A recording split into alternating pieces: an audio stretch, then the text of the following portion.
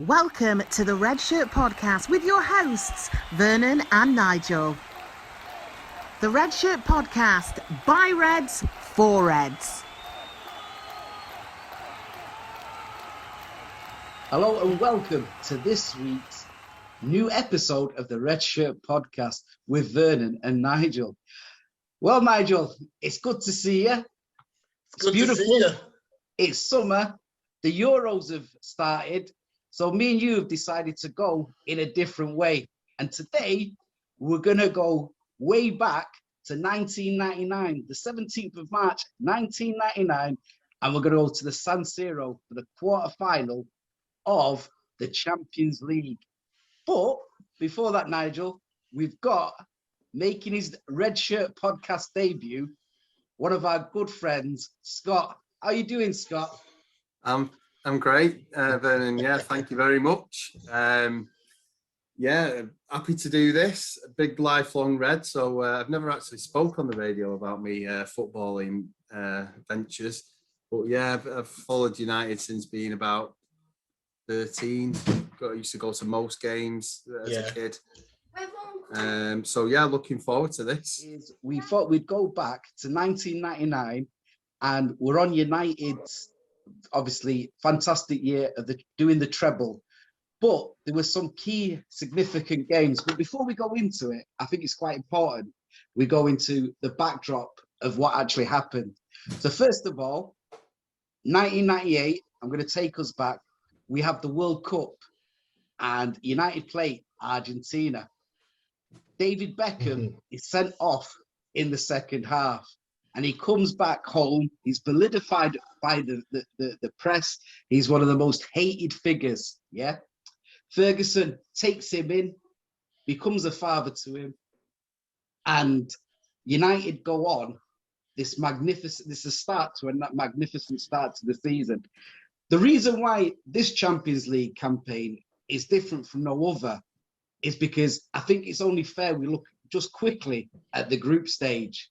Now, in the group stage, United's group of death, as it was called, we were drawn up against Barcelona, Bayern Munich, who would eventually play in the final, and Brøndby. So just quickly, I'm going to ask both of you, in that campaign, do you remember, were there any standout games before we went into this quarterfinal? But before I do go on to that, there's the subplot. And the subplot is, we were drawn against Inter Milan. Now, I'll go back to David Beckham. He was sent off against Argentina for aiming a kick whilst he was on the floor at Diego Simeone. Yeah. Who, this, as the football fate brings them back together 6 months after the incident, Diego Simeone is Inter Milan's star centre midfielder. So just a quick one on the group stage, guys. So I'll bring you in, Scott. Yeah. Obviously the games against Barcelona were just both incredible. Was it both 3-3 draws? Both 3-3. I always remember Rivaldo's over a kick goal in the new camp to equalise. I was devastated because I don't think we'd ever beaten Barcelona in that ever, or beaten a Spanish team. I don't think on Spanish soil. So we were winning, and I was really gutted, but it was an incredible goal, and what a team they had. And yeah, both games were just quality. I remember thinking we didn't have a prayer in that group when we got Bayern and Barcelona. And even Brøndby weren't that bad a side. They were what you'd say the weakest team in there. But it was a real tough group, and to get through it, I think we obviously knocked Barcelona out, did we? Or did they qualify as a third place or something? No, third place is the 3-3 draw at the new camp, knocked Barcelona out. They had to win that day. So quickly, just a quick one. United won 2 games home and away against Brøndby. And then they drew the rest of the games. Now, if you remember the last game in the group, which was the 1-1 draw against Bayern Munich, the last 20 minutes were awful because they knew that both teams would go through. So they just played it out, if you can remember. Yeah. I think both sides just played a bit of a duck, didn't they, the last half hour? Yeah, I remember that. Yeah. So coming to you, Nigel, anything that was, in that the group stage, anything that quickly stands out to you before we go on to the? It had to be the Barcelona games. Sorry to repeat it, but the both of them were just incredible. You had some of the greatest players on the pitch, and it was just, this is the days when the actual matches lived up to the billing. So you knew it was two big teams playing, and sometimes you can get a boring, nil or draw, like the Bayern Munich game. But the other two games was brilliant. In fact, actually, I was actually one of the, United used to have drivers that used to drive the press or the media to and from the airport. And I was actually one of the drivers for that. That's how desperate I was to get in the ground without spending any money. You know me, I'm not spending any money.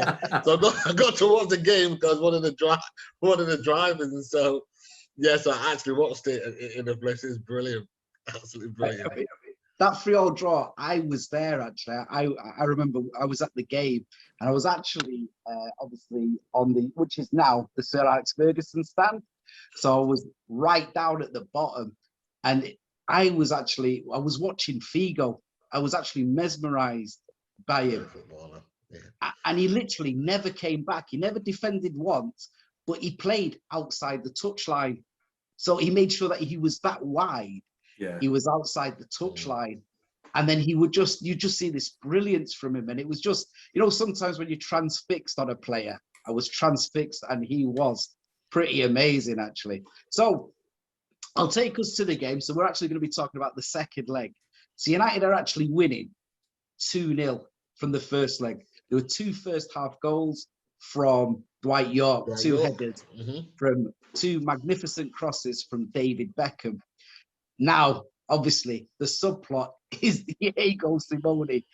And what a lot of people don't remember about Diego Simeone is he actually was a good player. So I'm just going to go quickly through their lineup for the second leg. So they had Pagluca in net, Xavier Zanetti, Bergami, Mikel Silvestri played for Inter Milan at this time,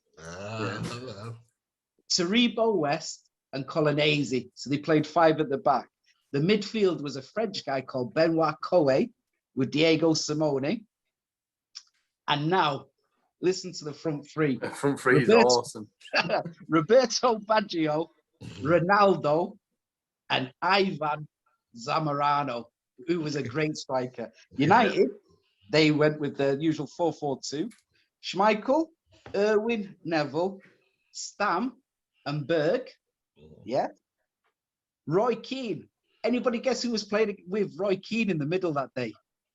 It's Ronnie Johnson, isn't it? Ronnie Johnson. It's only because I've got it on my screen here. I've got it on my phone too. Ronnie Johnson was, I absolutely adored Ronnie Johnson. But anyway. We'll go back to him in 1 second. Then you had Giggs, Beckham, Cole and York. Now, if you ever listen to any of United's podcasts, or if this actual treble winning team, a lot of them will always say that Ronnie Johnson was the most underrated player. Oh, yeah. He was so elegant, wasn't he? Yeah, he was absolute class. And he's one of them. I don't think he was, like the fans knew it. But I don't think I think it was more the media never really cottoned on to how important he was a player. It's like that thing they say about Dennis Irwin. A lot of people say he's the most underrated player, but everyone says it, so how can he be underrated? Yeah. But I do think Ronnie Johnson does fall under that radar big time. No one really ever, they talk about greatest United teams. Ronnie Johnson never gets anywhere near him. And yet, for me, I think he's probably the greatest centre-half I've seen. And I know we've had Rio, and I know we've had Stam, and it's just incredible centre-halves in the last 20 years. But he was just perfect at everything. Like say, he could play midfield. How many of our centre-halves could really play in midfield on the ball? As well as, he was a battler as well. He's probably not as powerful, obviously, as Stam and Vidic and players like that. But he was just so organised and intelligent. I think I've got to jump in there, Scott. Go on. You've got Yap Stam. Yeah. You've got The big Vidic. Dutch man. You've got Rio Ferdinand. You've Yeah. got Bruce and Pallister. You can't say Ronnie is the best we've ever had. He is, I'm afraid, and this is where everybody's wrong. I'm giving you a chance to reverse gracefully. You can't say that. No. I mean, I love Vidic. I love all those players you mentioned. But I think I don't know what it was. I think I used to watch him really closely. I don't know if it was that, and I just remember just seeing how graceful he was. Probably years ahead of his time, because I mean, when did Rio really burst onto the scene? And he was one of them. Oh, he's one of these footballers, centre halves that can play out. And I know there's been a few of them over the years, and even in the 60s. But for my era, he was probably the first one, because Bruce and Pallister, they were both absolutely incredible battlers, and they gave everything. But were they that good on the ball, really? I you watch back videos back now and you think, wow.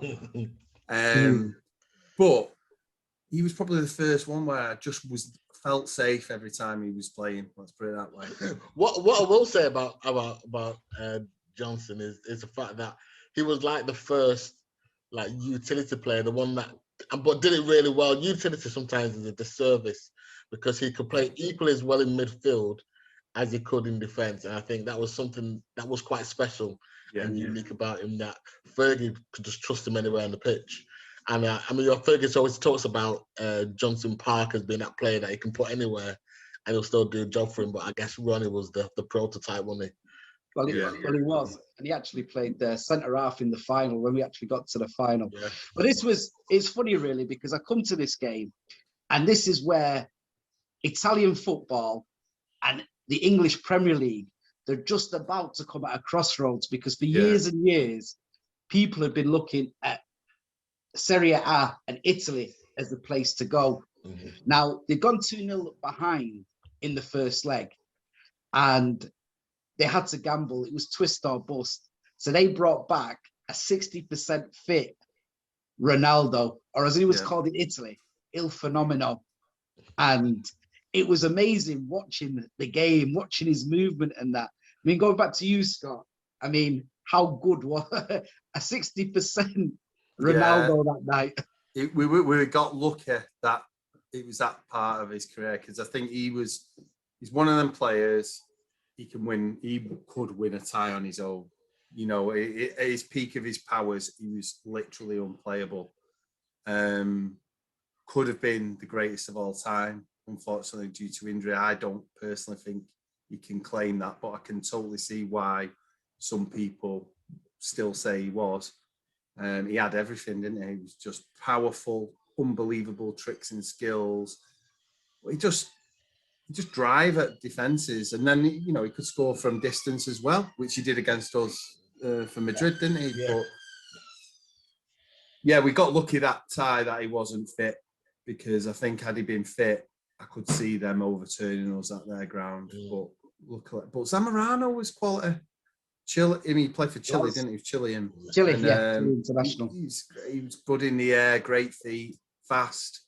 They had, and then Baggio behind them, pulling the strings. Now going back to this game, because it's quite interesting. There's a point halfway through the second half where Zamorano gets free, and Schmeichel kind of dives in front of him. Oh, the star drum. Yeah. And he dives over him. He dives forward, doesn't he, Schmeichel? Yeah. That's it. The star jump was in the first leg. Flying head up, but in the second leg, Zamorano sort of coming in from the right, and Schmeichel dives in front of him. Was it a penalty? VAR would have said. Correct. Definite so this penalty. Is the point. This is the point now. VAR would have given that as a penalty. Definitely. Hey. That's when football was football, I tell you. It's ruined the game. In fairness to Schmeichel, he does get out the way. He tries to get out the way by diving forward. That's what, because he knows he's going to block him. So he dives forward to get out of the way. Yeah. So I can totally see why you wouldn't give it as a penalty. But I know VAR would slow it down and go, he's touched his lace. Yeah. It's a penalty, you know. It's funny, isn't it? Because you could see all that, because I mean, obviously Zamorano was Chilean, but the Italian players with all their gestures, Yeah.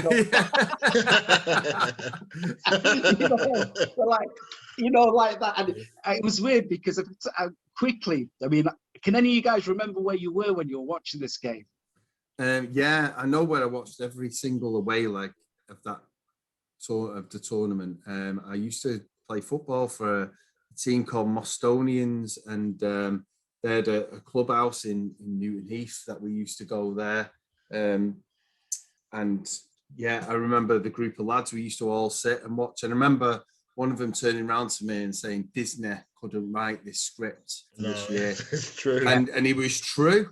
And I always, I remember it was called Macca, my mate. And I was like, you predicted we would win the treble, because he was like, Scott, just trust me, we'll win the lot. And I was like, nah, it's not happening. We can't. And, you know, even when we were getting beat in some of the legs, and like, you're in despair, and then he'd be like, look, trust us, Scott. Disney couldn't write this. And he was right. Yeah, exactly. Well, I just got married. So I got married in February. Congratulations. So it was 20 odd years ago, mate. I got married in February. Are you still married? I'm still married, yeah. Well, that's a congratulations. Yeah. He's still playing. So I just remember, so I wasn't allowed to go anywhere. So I watched all these games at home. He's still playing cricket. I do play cricket every now and then, yeah. Exactly, because you're definitely batting above your average with your ball, aren't you? There we go. I should have seen that one coming. But you know the whole Simeone thing, and the way that the English fans and the English media responded to Beckham. I have to be honest with you, that's the point at which I kind of fell out of love with supporting England, because I thought, okay, Beckham he's only human, but the level of reaction that he received, the hostility he received, was just completely disproportionate to what he'd actually done. And like, obviously, it's his fault we've not won the World Cup. It's his fault, we had all this nonsense. I'm like, you know what? For all that United do for the English game, and do you remember? A few seasons before that, they told us not to play in the FA Cup and to go and play some other Mickey Mouse. So the things that was after. Was that this after? was the season after. Yeah, this was after. So I'm getting my timeline mixed up then. Yeah. But basically, they're always looking for United to help the English settle out. Because we are the best product for the Premier League at that time, and the way he got treated, and the fact that Fergie had to come in and literally kind of protect him from the mobs that wanted him. Nigel, I'm done with England. I've got to come on my soapbox here, because this is what I argue all the time, and I 100% agree with everything you've just said.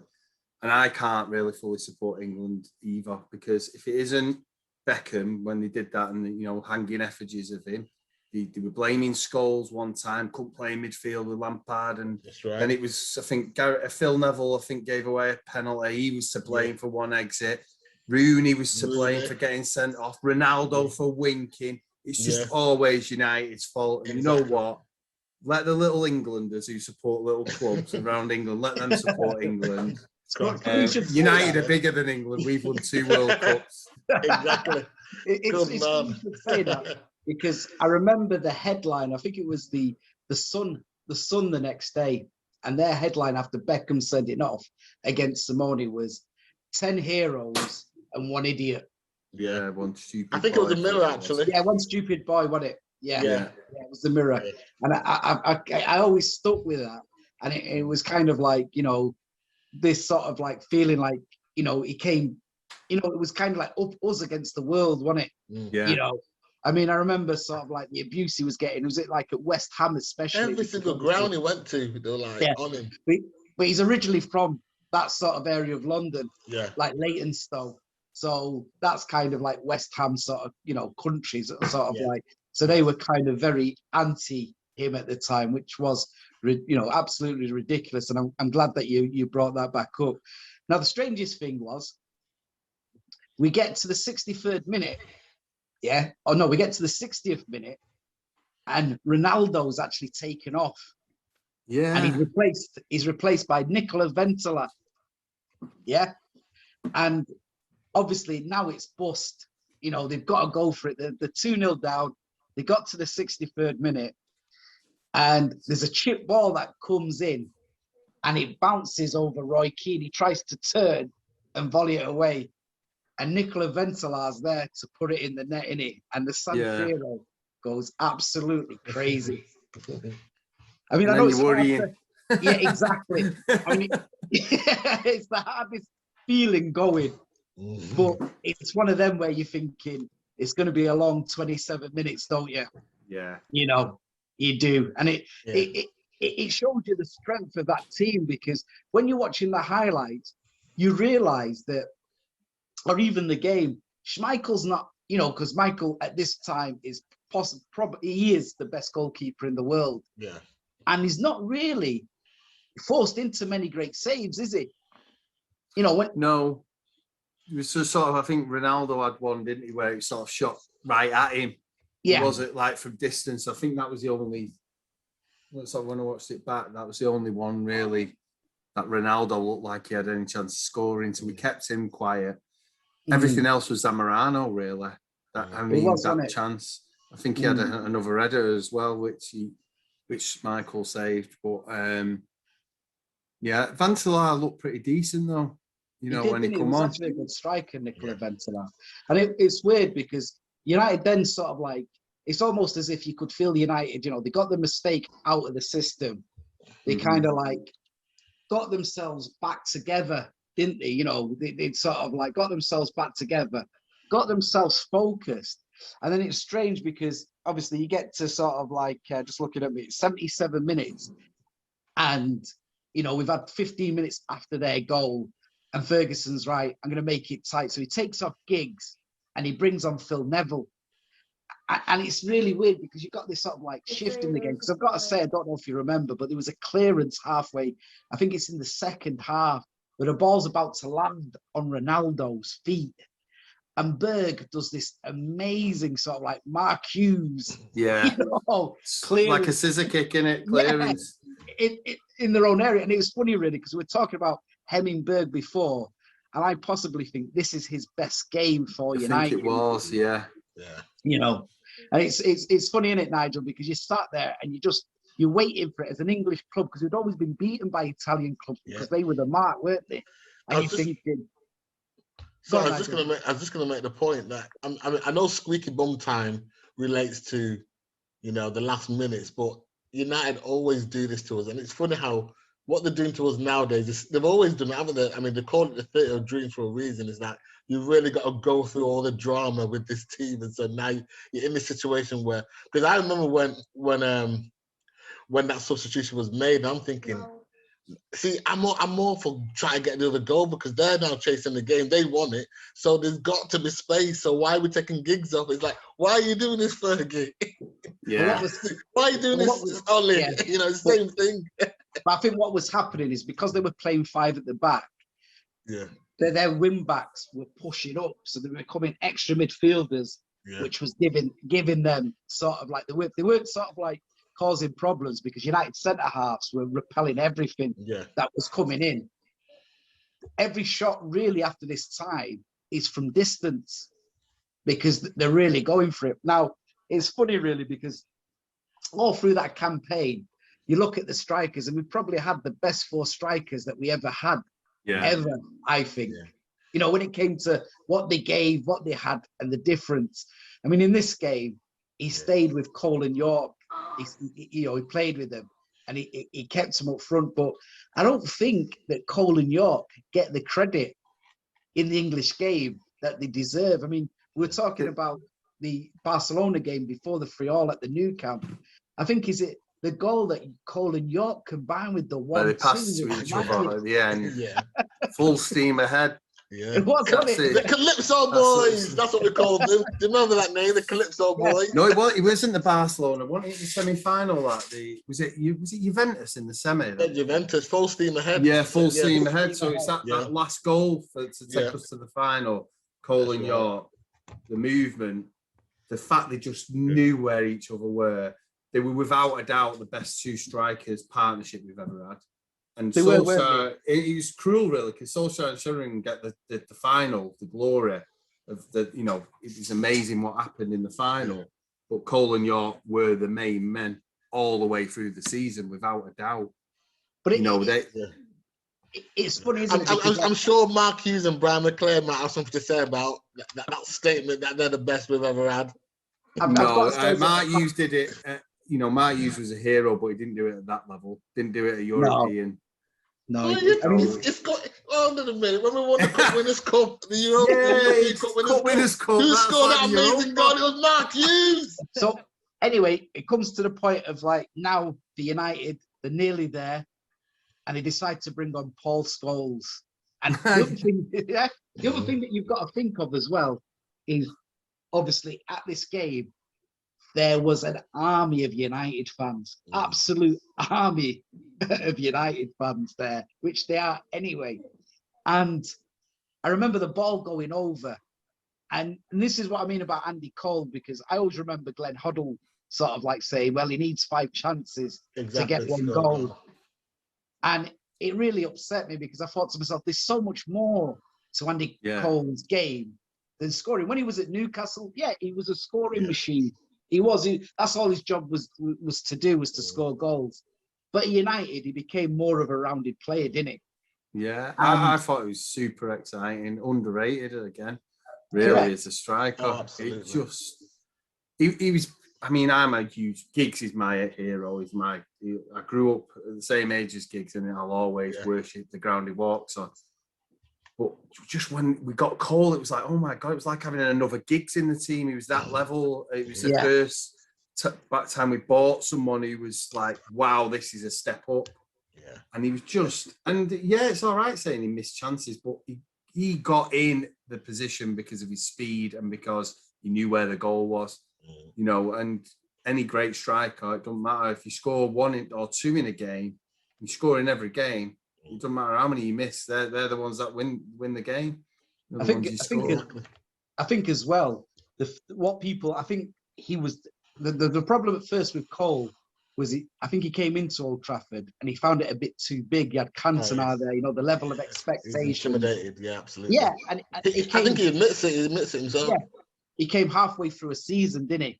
So you've got to get used to who you're playing with, their sort of game.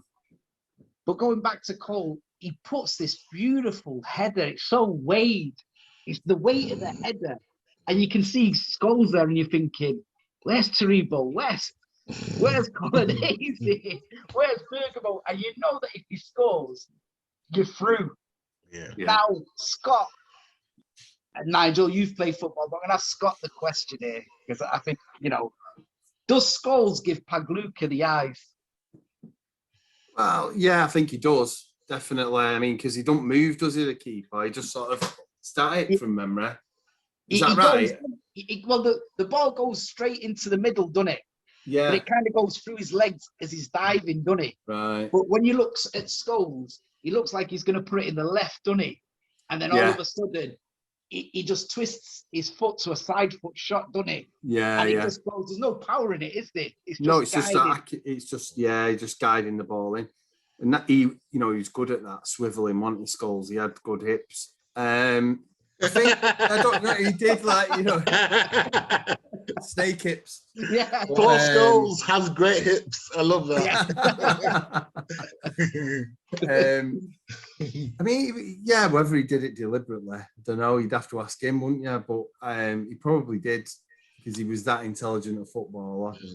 I'm just thinking back, would I have given the eye at it's such an important goal? Maybe I'd have just stuck my leg out and hope for the best. Scholes was capable of that kind of skill. So if he was sort of doing the look one way and hit it the other, then that is, I've never really I've never noticed it as being that.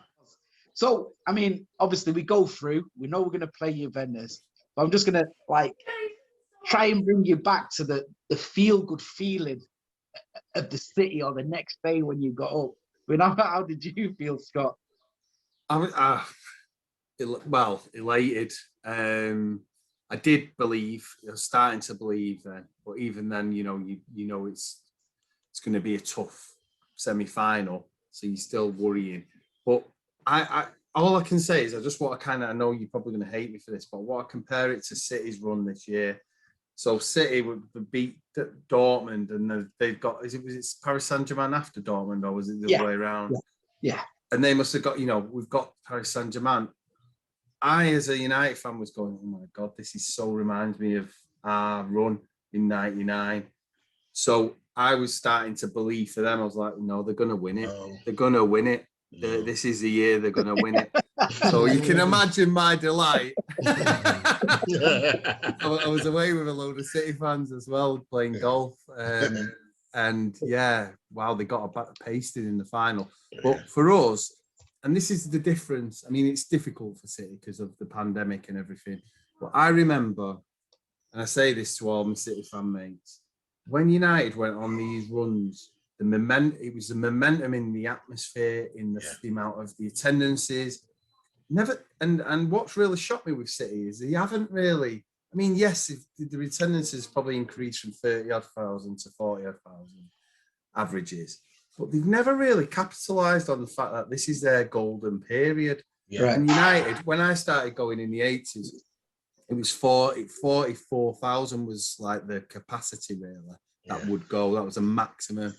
But then I remember we played Nottingham Forest in a FA Cup quarter final. I think that was the first. That was 52 in my life. 52.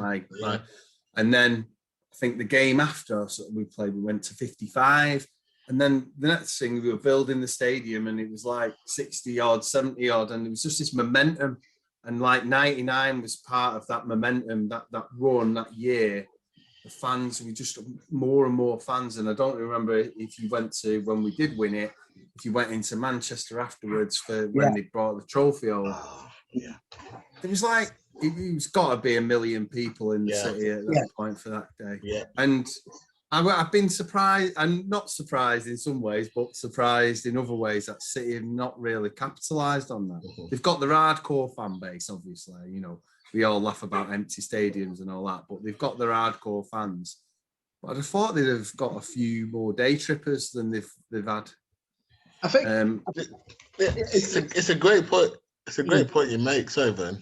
And I often wonder whether it's because I know a lot of City fans. Like I said, we all know a lot of City fans, and the thing that is quite telling about City fans is, number one, they don't quite believe that this is happening, and number two, they always expect something terrible to happen. That song "Blue Moon" is really their mantra. They're always blue. So they can't actually accept that actually it's really happening and it could keep going. So they don't really invest in like United fans. We've been there. We had the great days. Then we had 20 years of nothing. But when we started to build again, and when Fergie came and it started to happen again, we're all in. And I think that's the difference between United fans and City fans. We're always all in. I think the thing is with United. Sorry, the thing is with United that if you go back to say the 70s. They'd had a golden era under Busby, then they had like 7 years where it just under old Farrell and McGuinness where it just went wrong.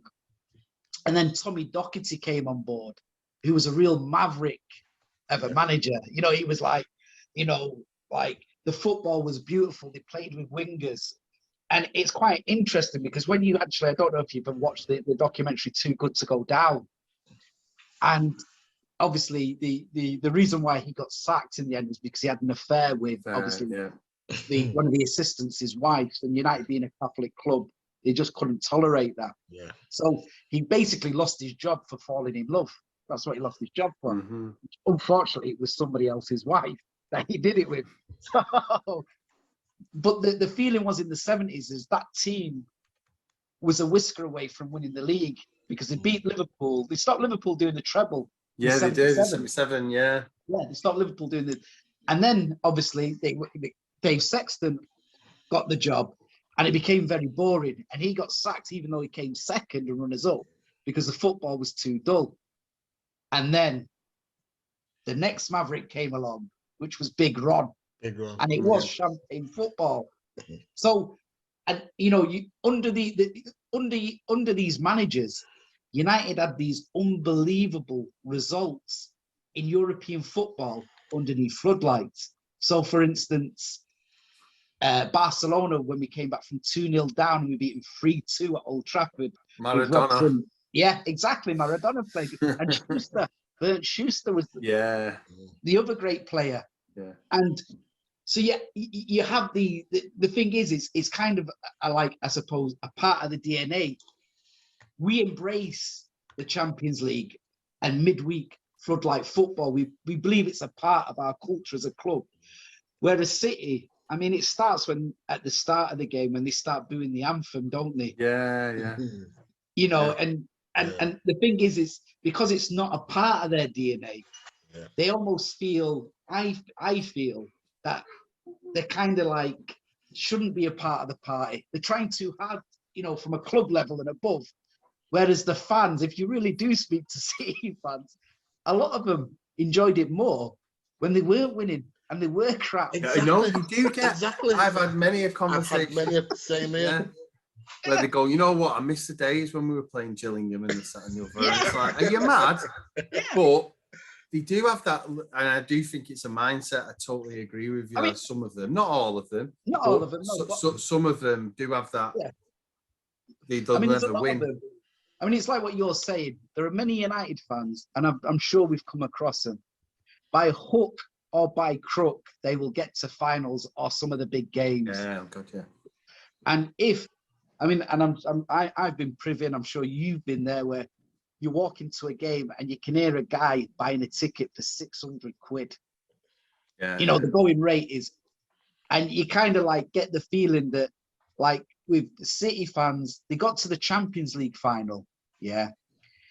But I mean, I probably know one guy that went, just one guy that went. And I know that there's a pandemic and everything else, but like what you said, they don't embrace it. They don't embrace I think, Vernon, being honest, it'd have been interesting had there not been a pandemic. So I still think they probably would have been, they may have filled their allocation, but it would be United, they fill their allocation and there's another 20,000 outside the ground. Exactly. You know, I don't think City have got that. And the other thing I would say is, I think you're right with the booing of the Champions League music and all that.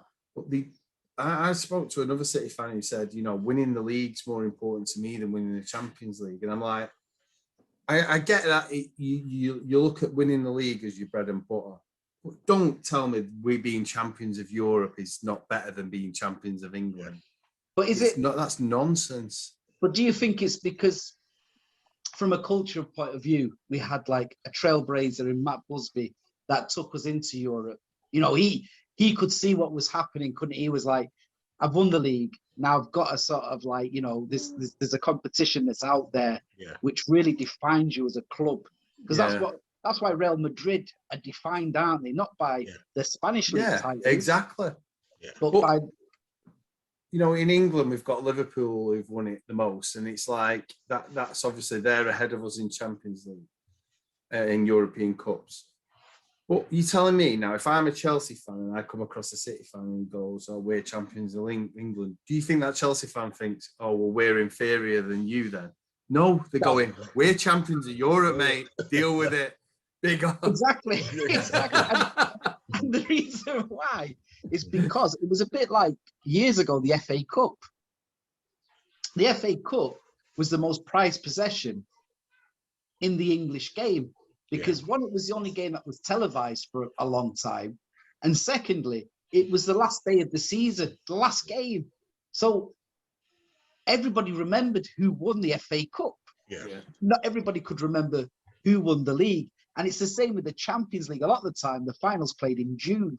So a lot of people can remember who's won it, but you define. Now, going back to what I was saying, I think within our, obviously, unfortunately, we had the Munich air disaster. And then from the Phoenix to the Flames, we became, you know, we resurrected our club, we got back. And then in 1968, and again, you watch that final, you look at Eusebio and Kaluna, and you know, they were players. You know, they were players. And then you look at sort of like United win out 4-1. And it's just amazing, isn't it? The actual finals. George I remember watching it when I was probably about 15 years of age. I think in black and white originally, because they then colorized it, I think. Yeah. But basically, right. what I remember, my dad had it on video. And I remember it feeling dead boring watching it because it was like old and stuff. But then a few years later, it was probably in my late 20s, I watched it again. And this time I had more of an appreciation. I was like, oh my God, George Best was incredible. Before we wrap it up, I think like one of the reasons why the final was boring was probably because we had like Kenneth Wolfenstone who was doing the commentary. So his commentary was very sort of like Best, Charlton. Yeah. Because what a lot of people don't realize. Great ball there. Yeah. And a lot of people I kind of love the retro commentators. Yeah, man, there's something great. There's something retro about it. I think it's brilliant. I think it's the retro commentary that I loved most was going back to the 1982 World Cup final, because that was my very first. Definitely. Remember, Nigel, we were kind of. You're showing your age now, Vernon. Yeah, exactly. Well, mine was 86. Me and Nigel have been playing football on Knutsford Avenue, and we all ran in to watch Brazil. We all ran in. Was it Italy in the fight? Was it in Italy? Italy, Germany. Yeah. And there was this one game where, you know, Brazil are playing Scotland, and Brazil are, you know, they're 4-1 up at this stage. Yeah. And it is Samba football. And Jerry Anderson's there, and he's going, Zico to Alder, Alder to Socrates. And then the camera spans to this woman in the crowd, and he goes, Aldair to Junior. And then all of a sudden you hear, oh, she's nice. So, Nigel, I'd like to say a big thank you to Scott. Thank you, Scott. It's been a great pleasure. No problem. It's been a pleasure. It's been an absolute pleasure. And pleasure to meet you and Nigel as well. No problem. And it was great reminiscing with you. Really enjoyed it. Nigel, it's that time where we say, love life, love football. And keep the red flag flying. Thanks, Nigel. Bye. The Redshirt Podcast, by Reds, for Reds. Don't forget to like, follow and subscribe to the Redshirt Podcast.